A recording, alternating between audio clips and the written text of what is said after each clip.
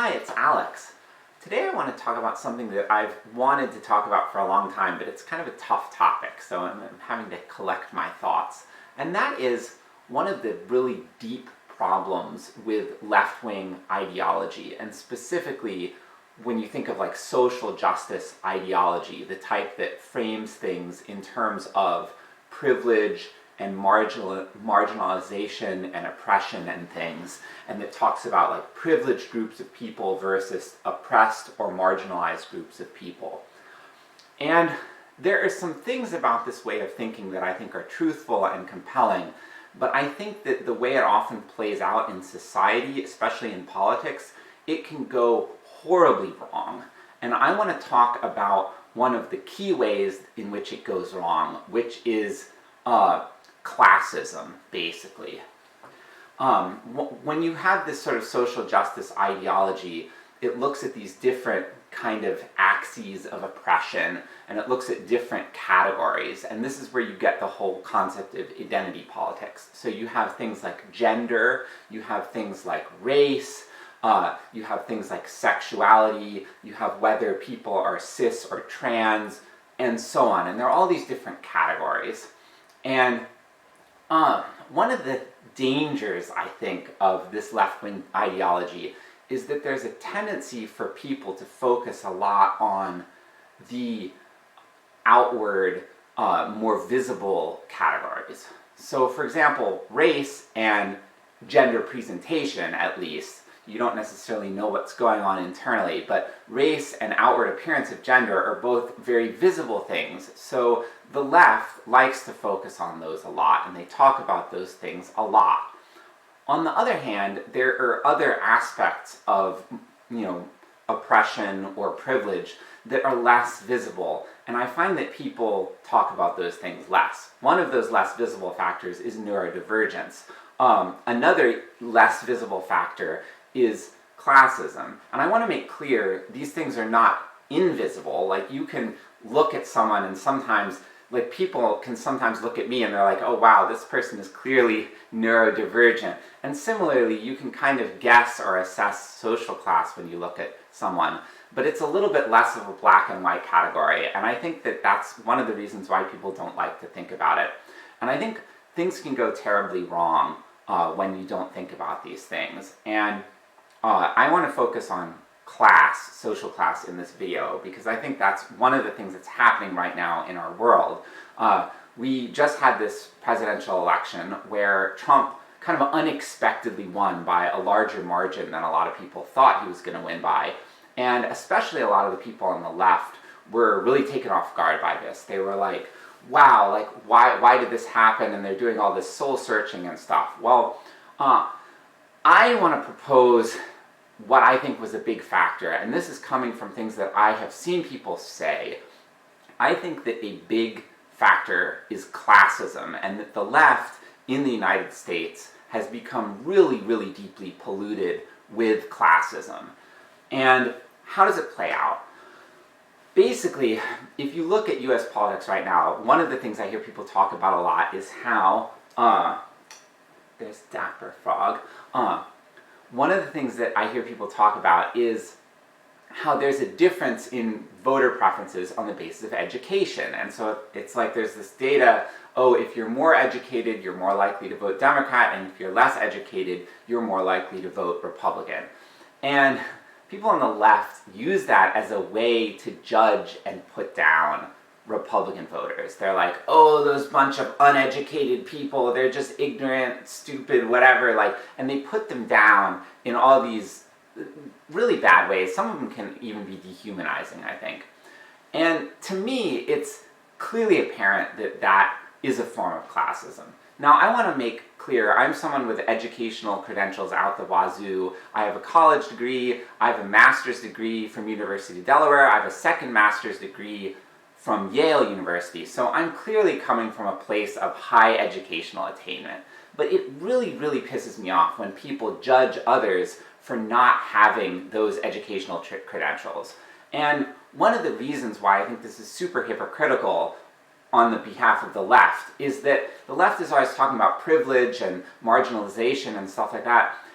Your educational attainment is a function of your privilege. It's a function of the opportunities available to you. Like, if you come from a wealthier background, it's easier to afford to pay for college. And if you get into a grad school but you don't get good funding for it, well, it's all right. You're rich. You can just pay for it. Your family can pay for it, whatever. So people get these opportunities that aren't available to people who are from a background where they don't have as much money. So the money affects it too. But it's not just the money, it's the connections. My parents are not the wealthiest people in the world, but my mom was a college professor for the entirety of my life. And she was an insider in this academic system, and she knew how it worked. And she gave me advice kind of from day one. I remember, like, when I was in high school, she was advising me about things to do, thinking about college, way before any of the guidance counselors or whatever talked about it. So when it came time to apply for college, I had this advantage of this knowledge and connections. And I think because of that, I got into a better college than I would have if I had just been someone with like a similar level of intelligence and educational achievement up to that point, but who hadn't had that inside connection into academia. And I think people on the left, they don't acknowledge this. Like, a lot of these people who I hear shitting on Trump supporters and putting them down for being uneducated, they are professors' kids. This drives me batty. I'm like, you come from a background of being connected into education. How are you judging someone for being less educated than you when you have all these unearned privileges just because you were lucky enough to be, born into this family that valued education and was well educated and so on. So this really pushes my buttons. It's not just the education thing, though, that goes into the classism. There's a whole bunch of other levels of it. One of the things I want to talk about, there's this whole sort of sense of, like, it used to be called political correctness, now it's called like wokeism or whatever you want to call it. This idea that there's certain terminology you need to use. And the terminology always changes. Like, when I was younger, people were like, oh, like, don't say black, say African American, and then later they were like, oh no, don't say African American, say black. So sometimes it goes back and forth, and if you say the wrong thing, people jump down your throat. And it can get pretty deep.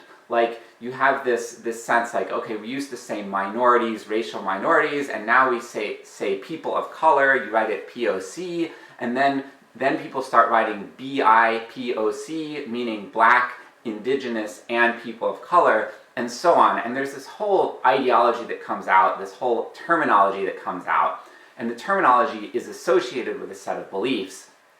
And one of the things that I've heard people express on the internet, these are people who voted for Trump, I've heard people say that they don't like these terms even when they belong to the group. So, for example, this one person was saying, like, I'm Latina, and I hear people using this term Latinx, Latinx. Now, that term was invented to try to be inclusive of non-binary genders and stuff like that. I'm non-binary. I love the idea of people being inclusive of non-binary genders. But this person was saying, this term was sort of rolled out and forced on me without any sort of dialogue, any sort of discussion, and people on the left are like pushing these terms, and a lot of the people, they're not even Latina or Latino or Latinx, whatever. They're not from that culture, they're not from that background, and they're telling me I have to use this term.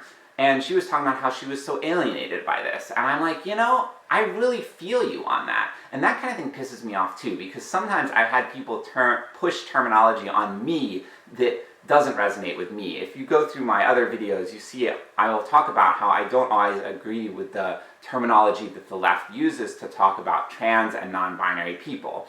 And that can go pretty deep. So how does this relate to classism, though? There are all these terms. You have like terms like Latinx and POC, BIPOC, and so on. And people will judge you based on the terminology that you use. And because the terminology is always changing, it's hard to keep up with. So if you're like using the old terminology, people will exclude you, or they'll bully you, or they may just ignore you. Whereas if you say all the right things, then they like your posts, and they like elevate your voice and so on. It's like this stupid game that people play, and it's like a shortcut thinking that they're using. They're not actually looking deeply into what the person is saying. They're not trying to understand what the person is saying. They're just judging the person based on this superficial thing. And I think it's a form of classism because it takes resources and effort to keep up with the terminology. It's tough. I am within this culture myself, and I can't do it sometimes. It seems like it changes a lot. And, it's really frustrating to me because, the world we live in is so complex. There's no possible way. You can be an unusually intelligent person with a lot of time on your hands, and you can't possibly keep up with all of this stuff. So if you're someone who is struggling, maybe you're working 2 jobs, maybe you're working full-time and you have a kid, maybe you're a single parent, maybe you're going to school and you're working at the same time, all sorts of people who might be struggling have more burdens like that. There's no possible way you're going to be able to keep up with all of this stuff. And so it becomes a form of classism. The people who come from a background where their parents already speak like this, and their friends already speak like this, and they're well connected into this network of people who know how to say the right things, they just do it and it seems effortless to them. And this is one thing, it shows a profound lack of self-awareness. A lot of the people who are judging others like this, they seem to take for granted that it's easy for them. Well, it's easy for them because they're already connected into it, and it's easy for them because they have enough free time on their hands to go online and study this stuff and keep up with it. A lot of people don't. A lot of people aren't connected into that culture. A lot of people don't have the time to do those things, and a lot of people don't have the research skills. And like I said before, in terms of the academic background I come from, I have these research skills because both my parents do. Both my parents have PhDs. Who am I to judge someone for having not as good research skills as me? That would be the dumbest thing. It just would be a flaw of thinking for me to judge someone in that way. And yet people do this all the time, people who come from a similar background to me. This really bothers me. It is a form of classism. If you really believe in this leftist social justice ideology, and you believe that it is important to lift up marginalized people, lift up oppressed people, you need to stop thinking just about the visible categories like race and gender and things like that, and you need to start thinking about these less visible things like social class, which is a function of the background you come from, who you're connected to, what kind of environment you grew up in, what kind of ideas you were exposed to when you grew up. One of the things I see all the time, people will criticize and judge and condemn people for being racist. Now I want to make clear, I don't like racism. I find it abhorrent. I think it's something that I want to root out from our society. But if you judge someone for being racist, there is a lot that goes into that. My parents are both highly critical of racism, and they have a high level of awareness about it. And when I was growing up, they talked to me about it. My mom is from Arkansas, and she talked to me about cultural differences between the North and the South, and about racism in the South and racism in the North and how it's different. And so I grew up with some awareness of these things, and then I went to a high school where white people were in the minority, and I got to experience being a minority. I have all of these experiences. Who am I to judge a white person for being racist if they grew up going to an all-white school and their parents didn't ever talk about racism? It would be crazy for me to judge them because they didn't have that opportunity to learn about this stuff as easily as I did. And again, this applies to so many people, and that's just one of many examples. I could go through homophobia, transphobia, any sort of ism, any form of bigotry. When we judge other people for holding prejudices, that's a form of bigotry itself. It's a form of classism. And I think it's always easier to change yourself first. You need to root out the problems with your own way of thinking before you start judging other people. And I really, really wish people on the left could do this. If you believe in this ideology of lifting up marginalized and oppressed people, you need to start with yourself, and you need to start looking at the way that you're kind of punching down, so to speak. And the big way people are doing it are they're judging and condemning people for having less access to information and having less time on their hands, and coming from less educated backgrounds, and coming from backgrounds where they're exposed to more bigotry. This is not a moral failing on their part, it's just where they come from. And if we really want to overcome these systems, we need to reach out to these people and include them and be compassionate with them. And this is going to be difficult. You're going to have to listen to some things that you don't necessarily like, that can be uncomfortable. Like if I'm going to try to root out racism in our culture, I'm going to have to engage with people who are voicing views that have varying degrees of racism. And I'm going to have to do it without totally condemning the people. It's like a delicate balance to disagree with something that someone says without attacking them personally. And this can be hard to do. It can take self-restraint, it can take creativity and insight. So I get that this is a tough thing that I'm asking people to do. But it's really, really important. And if you want to know why it's important, well, look at what just happened in the last election. It's no secret that I am not a fan of Trump, and I am not a fan of the direction that the Republican Party has been moving in for a long time. There are a lot of forms of bigotry in it. There's been a lot of negativity directed at trans people and gender non-conforming people.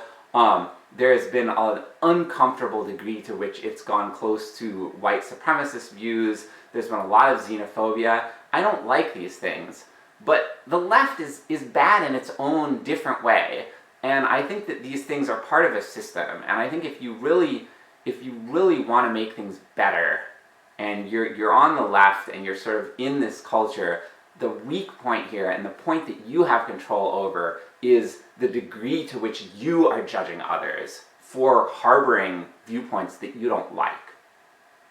You need to learn that you can disagree with those viewpoints and want to break those viewpoints down, but without seeing the people that hold them as the enemy. And you really, really want to examine the bigotry in your own mind, the classism in your own mind that is judging people for not having opportunities that you had, and try to look at your own privilege for once. Try to look at the background that you came from and say, well, what access to information did I have? What helped me to attain the level of awareness and educational attainment that I have? Did other people maybe not have access to those opportunities? And for myself, I've certainly found that the answer to that is yes. A lot of people didn't have access to those things as easily as I did. And I think that has helped me to be more understanding of them. And that's ultimately necessary if we're going to influence people, if we're going to change any viewpoints, break down any bigotry. So yeah, know this is a tough topic, but it's really important. I hope you can start talking about this with others. Don't let it end with this video. If you want to share this video, that's great. But don't just share it. Talk about these things with people. We need to change the viewpoints of the people close to us. Like if you're someone who wants to break down racism, you want to break down homophobia, all of these things, you're going to have to change your own viewpoints first, and you're going to have to convince those close to you to change their viewpoints too, because otherwise this is just going to keep getting worse. The path that we're on is not a good one. It is not moving in the right direction. We only have control over ourselves. We need to get ourselves under control too. And I really think if we root out our own classism, we will become more persuasive. I think all of these people who have been tuning out to the left and voting for Trump and voting for Republicans who have these horribly bigoted platforms that they're running on, I think these people are just hurting. And they're hurting because of this social exclusion that has come from this toxic element of left-wing ideology. If we can kind of clean that up, we will be able to get through to those people. That's what I have to say. Yeah, thanks for your time, and I hope you have a really great rest of your day. Bye-bye.